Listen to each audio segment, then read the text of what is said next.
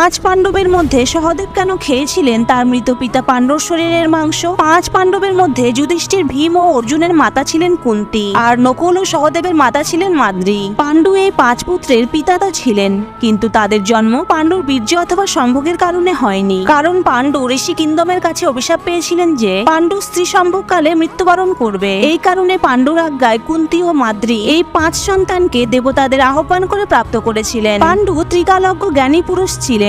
তিনি চেয়েছিলেন তার এই গুণ তার সন্তানদের মধ্যে আসুক। যেহেতু তার পুত্ররা তার বীর্য অথবা সম্ভোগের কারণে জন্মায়নি, তাই তিনি তার পাঁচ পুত্রকে তার শরীরের মাংস ভক্ষণ করতে বলেছিলেন, যাতে তার মতোই তার পাঁচ পুত্র ত্রিকালজ্ঞ জ্ঞানী পুরুষ হন। কিন্তু পিতার এই ইচ্ছা পাঁচ পাণ্ডবের মধ্যে একমাত্র সহদেবই পূর্ণ করেছিলেন। সহদেব মৃত পিতার শরীরের টুকরো ভক্ষণ করেছিলেন, তাই পাঁচ পাণ্ডবের মধ্যে একমাত্র তিনি সবচেয়ে জ্ঞানী ও ভূত ভবিষ্যৎ দ্রষ্টা ছিলেন। ভিডিওটি ভালো লাগলে প্লিজ সাবস্ক্রাইব করে সাপোর্ট করুন। Thank you.